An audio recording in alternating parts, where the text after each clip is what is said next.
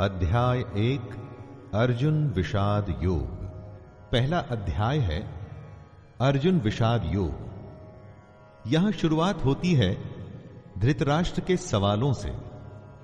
वो जानना चाहते हैं कि युद्ध में क्या हो रहा है, उनका पुत्र दुर्योधन और उनकी सेना क्या कर रही है, और साथ ही में पांडु पुत्रों की सेना क्या कर रही है।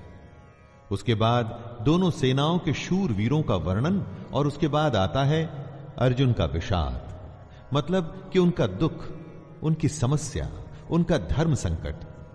आइए सुनते हैं अर्जुन विषाद योग। धृतराष्ट्र उवाच धर्म क्षेत्रे कुरुक्षेत्रे समवेतायुयोत्सवः मामकाः पांडवाश्चैव किमकुर्वत संजय। धृतराष्ट्र संजय से पूछते हैं, धर्म भूमि कुरुक्षेत्र में युद्ध करने के लिए एकत्र हुए मेरे और पांडु के पुत्र क्या कर रहे हैं। धृतराष्ट्र जानना चाहते हैं कि युद्ध स्थल पर आखिर हो क्या रहा है। धृतराष्ट्र अंधे थे, देख नहीं सकते थे, लेकिन आंखों से अंधे थे, मन और मस्तिष्क से नहीं। उन्हें पता था कि वो धर्म के साथ नहीं, क्योंकि धर्म तो वहां होता है जहां श्री कृष्ण थे। अपने पुत्र मोह में उन्होंने शांति की जगह युद्ध को चुना था, लेकिन वो जानते थे कि इस युद्ध को जीतना आसान नहीं होगा। अपने जीवन में जब हम कुछ गलत करते हैं तो हम भी समझ रहे होते हैं दोस्तों कि हमारे किए का नतीजा शायद अच्छा ना हो, और ऐसा ही धृतराष्ट्र के साथ भी हुआ। वो भी इसी डर और इसी आशंका में दिखते हैं। संजय उवाच दृष्ट्वा तु पांडवानीकं व्यूढ़ं दुर्योधनस्तदा आचार्यमुपसंगम्य राजा वचनमब्रवीत्। संजय आंखों देखा हाल बताते हुए उत्तर देते हैं, हे राजन, दुर्योधन पांडवों की सेना के व्यूह को देख रहे हैं और ये बात गुरु द्रोणाचार्य को जाकर के कहते हैं। संजय को दिव्य दृष्टि प्राप्त हुई थी। वो युद्ध से दूर होते हुए भी युद्ध को देख सकते थे। वो जो देख रहे थे वही बता रहे थे। इसमें वो अपनी तरफ से कुछ भी नहीं कह रहे थे, सिर्फ आंखों देखा हाल बता रहे थे युद्ध का। यानी जैसे हम लोग रनिंग कमेंट्री सुनते हैं, बस इसी तरह समझ लीजिए। ये उन्हीं की दिव्य दृष्टि यानी डिवाइन विजन का कमाल था कि हमें गीता सुनने को मिली। पश्यैतां पांडुपुत्राणाम् आचार्य महतिं चमूं व्यूढ़ां द्रुपदपुत्रेण तव शिष्येण धीमता। हे आचार्य, द्रुपद पुत्र धृष्टद्युम्न आपका ही बुद्धिमान शिष्य है। पांडु पुत्रों की ये बड़ी भारी सेना की व्यूहाकार रचना धृष्टद्युम्न ने ही की है। व्यूहाकार रचना का मतलब हुआ कि किस विशेष तरीके से सेना के योद्धा खड़े हैं। एक ऐसा व्यूह जिससे उस सेना के बीच घुसना असंभव हो, और अगर कोई उसमें घुसने में सफल भी हो जाता है तो कभी बाहर ना आ सके। दोस्तों, जब शत्रु या समस्या को हम देखते हैं तो वो हमें बहुत बड़ी और विकराल दिखाई देती है, और मन में यह डर भी रहता है कि कुछ कर गुजर के अगर हम इसमें घुस भी गए तो क्या होगा, क्या हम बाहर आ पाएंगे, क्या हम जीत पाएंगे। ऐसी ही सोच से दुर्योधन भी गुजर रहा है।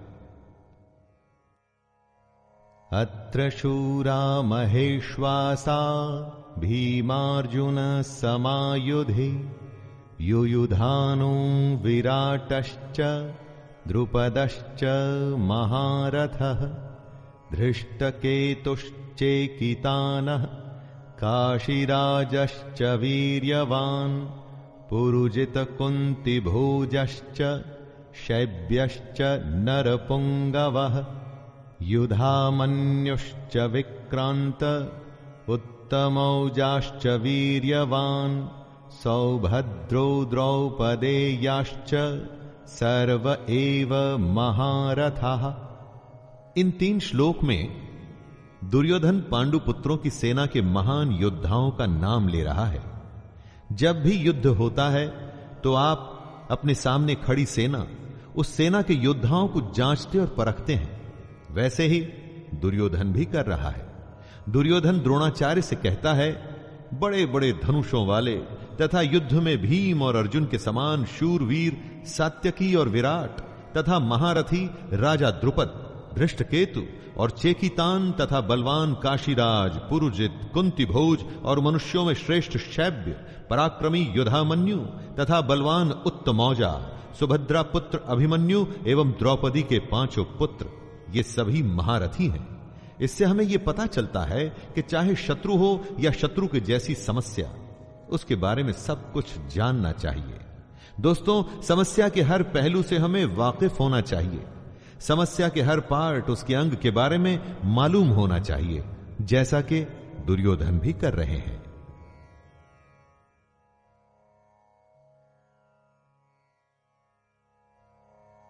अस्माकं तु विशिष्टाये तान्निबोध द्विजोत्तमं नायका मम सैन्यस्य संज्ञार्थं तान् ब्रवीमि ते।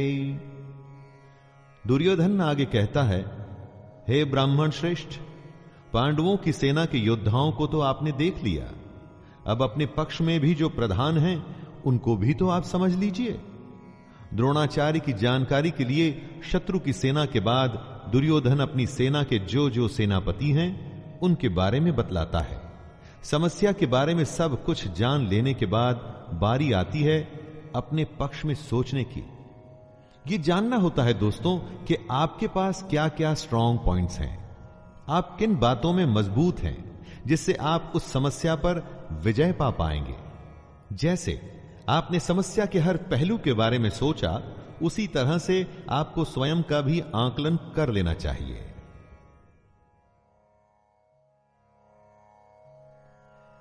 भवान् भीष्मश्च कर्णश्च कृपश्च समितिञ्जयः अश्वत्थामा विकर्णश्च सौमदत्तिस्तथैव च।